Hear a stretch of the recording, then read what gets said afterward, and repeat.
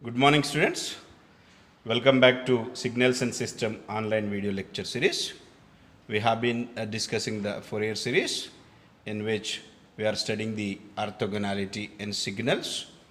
In the previous class, we have studied the orthogonality in signals from the orthogonality concept in the vectors.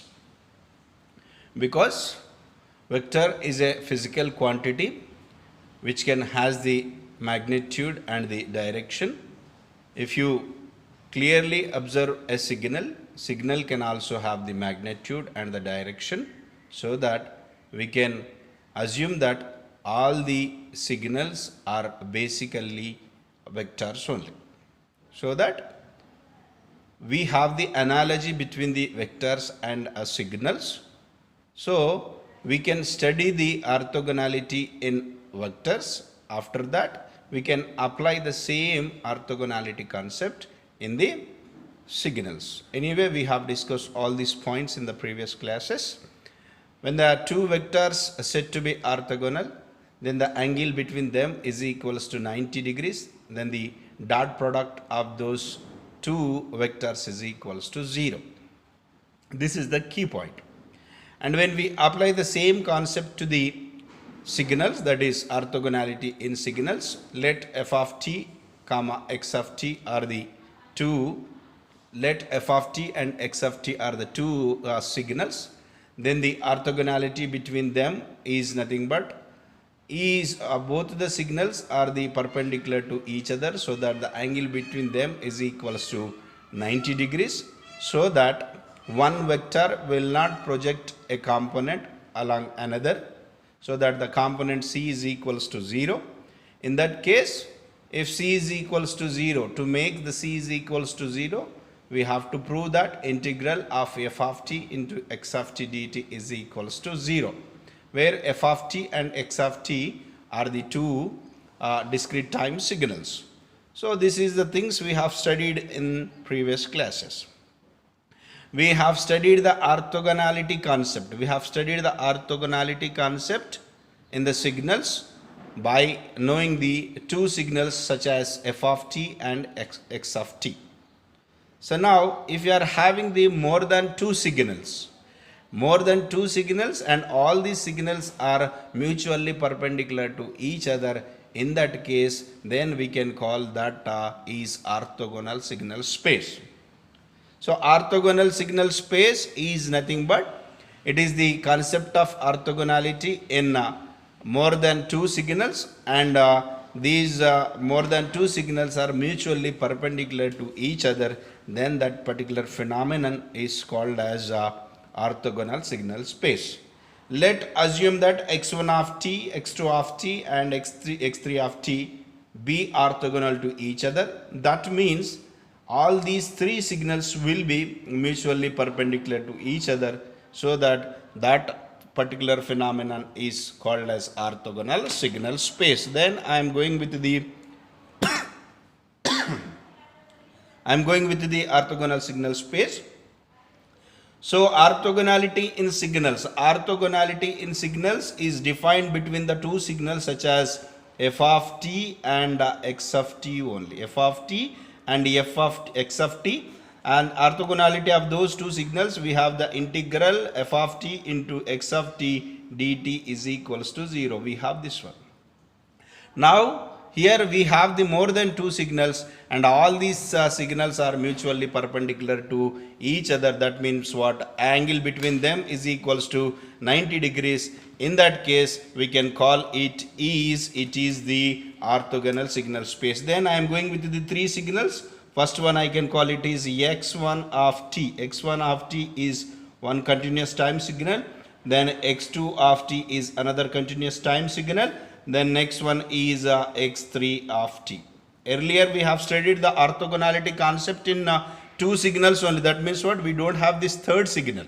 We have only f of t and x of t. F of t and x of t both are mutually perpendicular. That means what? Angle between them is about the 90 degrees. But now we have the more than two signals, so that orthogonality can be called as orthogonal signal space. Now we are having the more than two signals, and each signal all are mutually perpendicular to each other. So that mutually perpendicular to each other means angle between them is equals to 90 degrees. So that I can go with the angle between x2 and x1, that is about the 90 degrees. Angle between the x3 and the x1 is also 90 degrees. Then the angle between the x2 and x3 also, angle between the x3 and x2 is also the 90 degrees. So that we can have this type of things. So here very clear. Here we are having how many signals? We have defined the orthogonal signal space so that it can form the three-dimensional signal space. We have defined the orthogonal signal space with the three signals so that we can call it is three-dimensional signal space. We can have it is three-dimensional signal space, and this three-dimensional signal space is used to represent any signal lying that space. If I am having the n number of signals, x1 of t, x2 of t, x3 of t, up to xn of t, I am having all these signals are mutually perpendicular to each other, then we can have the signal space that is nothing but n-dimensional signal space. N-dimensional signal space. Signal space is nothing but what? When we define the orthogonality, when we define the orthogonality between the more than two signals, then that is named as orthogonal signal space. When we are making use the three signals to define the orthogonal signal space, we can call it is three-dimensional signal space. When we are defining the orthogonal signal space with the n number of signals, then we can call it is n-dimensional signal space. In this n-dimensional signal space, any signal that is f of t, any signal that is f of t can be represented. Any signal that is f of t can be represented in this n-dimensional signal space. Here any signal can be represented in the three-dimensional signal space, and here any signal can be represented in the n-dimensional signal space. That means what? Instead of whatever we have earlier orthogonality in signal, that is integral f of t into x of t dt is equals to 0, but here x of t is nothing but it is a set that is having x1 of t, x2 of t, and up to xn of t. That means what?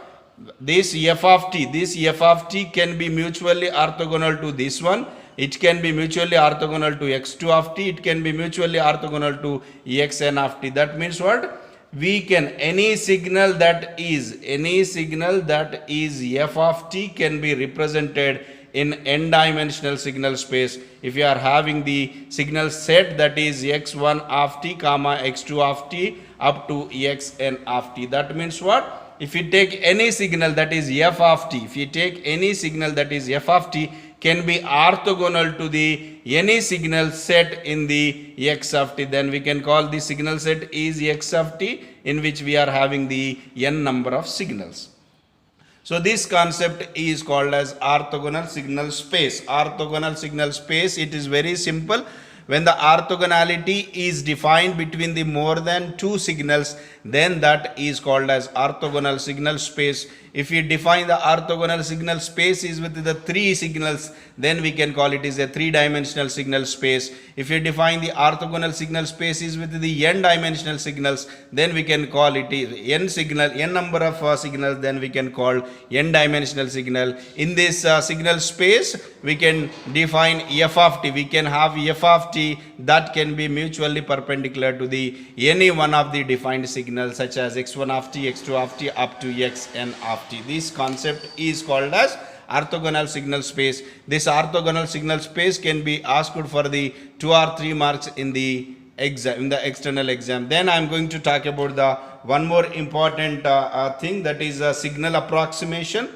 Signal approximation or the signal representation by orthogonal signal set. This is very important. Sometimes it can be asked for the 5 marks or the 10 marks.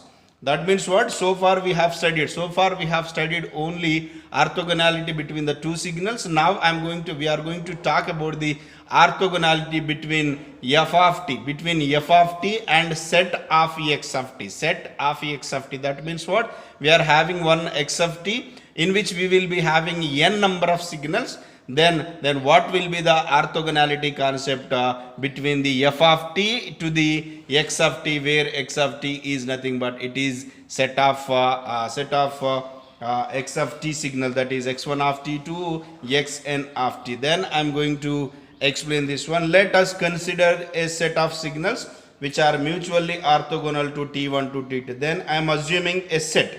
That is x of t I am having, to which I am having it is a set in which I am having the x1 of t, comma x2 of t, and up to xn of t I have the signal. xn of t I have the signal. This is a signal. And all these signals are mutually perpendicular to each other. That means what? All these signals are mutually orthogonal to each other, so that angle between them is equals to 90 degrees. So all these are mutually orthogonal to each other in the time duration, that is we can call it is t1 to t2. Time duration is t1 to t2. From the orthogonality concept, we have f of t is equals to c into x of t, because c is a component, projected component by the f of t along x of t plus e of t. E of t is nothing but it is the error signal. Let us consider error signal is 0, so that we can have this is I can write this equation, that is f of t is equals to, I can write, if this is 0, I can write by making use of the various signals such as x1 of t, x2 of t up to xn of t. I can write this is c into x1 of t. This is what? x1 of t. That c is a component along x1 of t due to the f of t, so that component I can call c1, plus c2 into x2 of t. Now I took the another signal in the signal set, that is x2 of t, then plus c3 into x3 of t, and so on up to what we can have? Cn, because how many signals we have? Up to n signal we have. Last signal is xn of t, so that we can write Cn xn of t. Now I can write. So in this equation, any two signals, if I take any two signals, then the orthogonality between them is equals to, I can write. That means what? Here I am having the signals. In between, in this, we are saying that all these signals are orthogonal to each other. If I take any two signals in that set, that is integral t1 to t2, because we know the limits, that is t1 to t2, that is the duration, and I am assuming the first signal is xm of t in this set, and another signal I am assuming is xn of t dt, because all these signals are mutually orthogonal, we are saying, so that this must be equals to 0. So here we can have in this, for example, if in the above equation, if m is equals to n, what happens? If m is equals to n, we can simply write xm square of t dt. That is nothing but what? It is a energy signal only. But in this case, in order to prove this is a orthogonality, m not equals to n, because two are the different signals. We have to prove the orthogonality between the two signals. If m is not equals to n, then only we can say that integral t1 to t2 xm of t into xn of t dt is equals to 0. Then in this equation, I can go with the energy signal. If m is equals to n, I can go with the energy signal. That energy signal I am going with the, for example, if m is equals to n, what will be the equation there?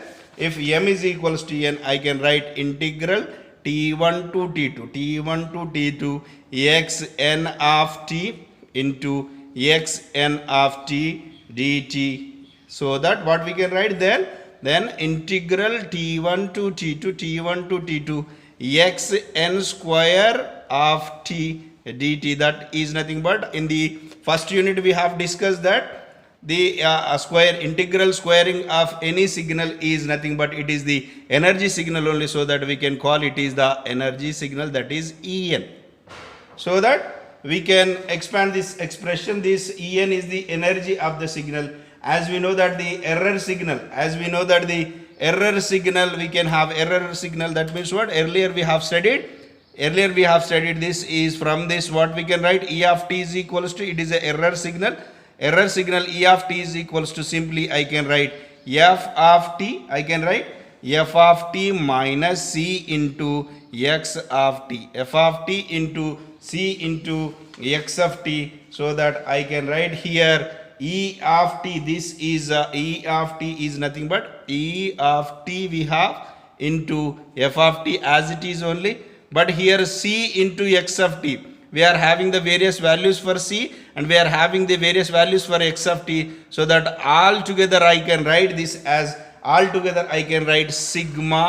sigma n is equals to 1 to n, that is Cn into xn of t I can write.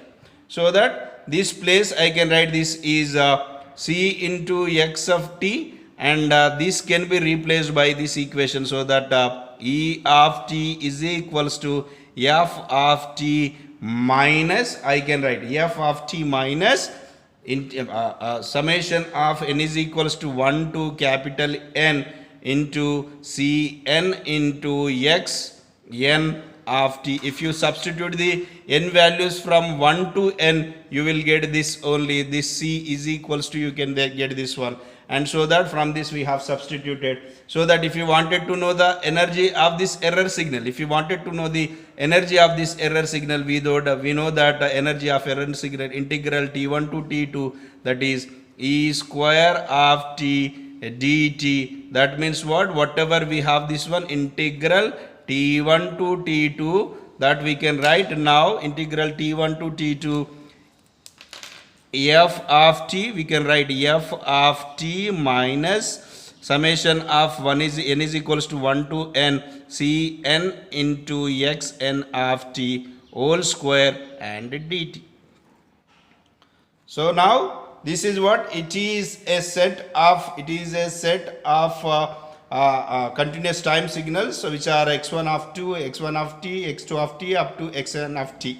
And from the concept of orthogonality, we know this equation, and from this we have to find this one. That means by making use this equation, we can have the c into x of t is nothing but sigma n is equals to 1 to n Cn xn of t. Then I have substituted here, so that I have calculated energy of that error signal. If you go with the energy of that error signal, you can here energy of the error signal I can represent with the one more term, that is energy of error signal, that is integral E square of t dt is equals to, I simply replace E suffix e, so that what we have now, energy of the error signal E is equals to integral, we have integral t1 to t2, and energy signal we know that f of t minus sigma n is equals to 1 to n Cn into xn of t, then into dt. Now it is square because it is square. Then here E is the function of the components. Here EE, that means nothing but energy of the signal is a component, it is a function of components C1, C2 and Cn. So here EE will be the minimized with respect to the Ci, if we can have that minimization, that is dou E by dou Ci is equals to, we can make this is 0, so that we can write dou E by dou Ci is equals to, we can have this is what, this E, right?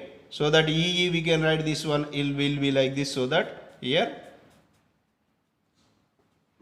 dou by dou Ci E is equals to dou by dou Ci.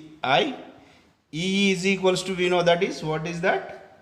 Integral t1 to t2 f of t in minus sigma n is equals to 1 to n cn into xn of t. This is whole square into dt. In this equation we have to substitute the values for I is equals to, we can write I is equals to 1, 2, 3 and so on up to n we can write. So that dou by dou ci is dou by dou ci of, then substitute a minus b whole square, it is a minus b whole square. A minus b whole square is equals to a square minus 2ab plus b square. So that integral, that is a square. A square means what? F square t dt minus 2ab. Minus 2ab means integral t1 to t2. 2a is f of t. B is nothing but it is b is nothing but we can write it is cn xn. Cn, here we can have this is square is here. Yes, we can have it is 2ab. B is nothing but this part only, you can write cn into xn of t dt plus b square. A square minus b square, a square minus 2ab plus b square. B square is nothing but that is integral t1 to t2. B is nothing but this part, b is nothing but this part. So that we can have sigma n is equals to 1 to n and cn square into xn square of t into dt, and this total part must be is equals to 0.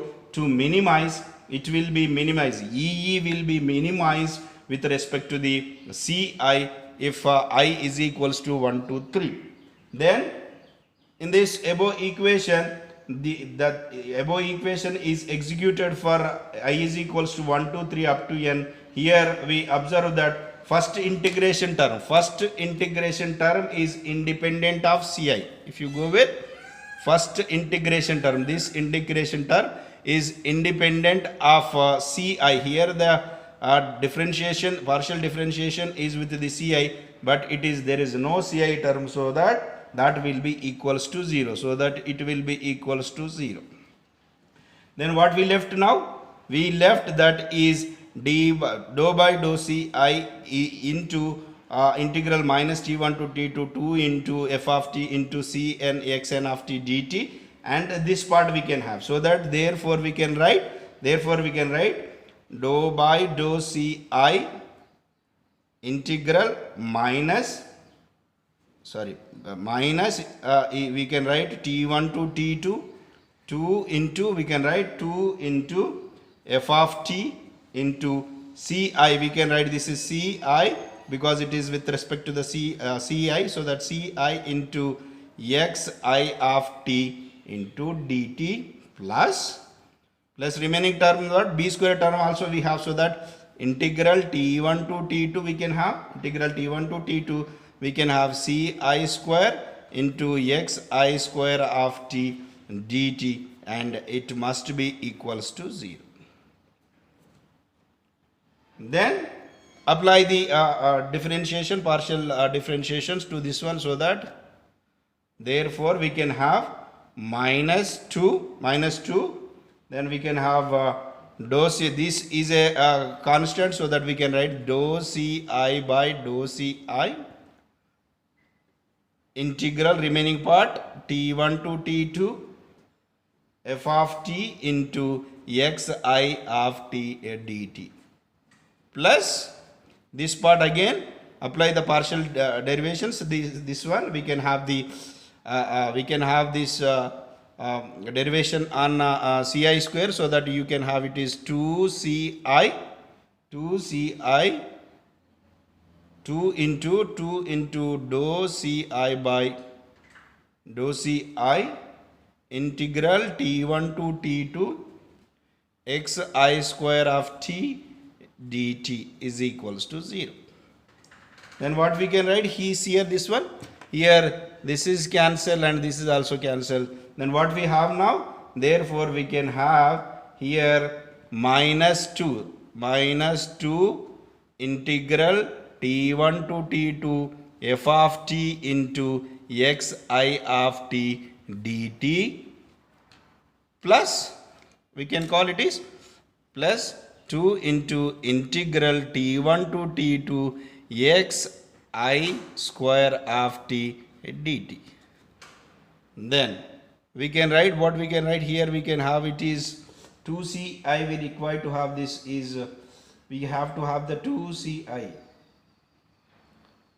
2ci we can have here. From this we can write c component is equals to c is equals to, we can write here c is equals to, we can write this is, we know that real part, that is integral t1 to t2 f of t into xi of t dt by we can 2 to cancel if you take that one, so that we can have it is integral t1 to t2 t1 to t2 xi of square t dt we can have, where I is equals to 1 2 3 and so on. Now ci we can call it is ci, and here you can have the ci, and like that you can get this one 2ci, like that we can have this one. So here ci is equals to this one, so that integral t1 to t2 x square of this is xi square of t dt is energy signal, so that we can write that is energy signal, that is ei. So that equation will be now ci is equals to 1 by ei, that is energy of that given particular signal, integral t1 to t2 f of t into x of t dt, that is nothing but it is a component. ci is a component where I is equals to 1 2 and so on up to n.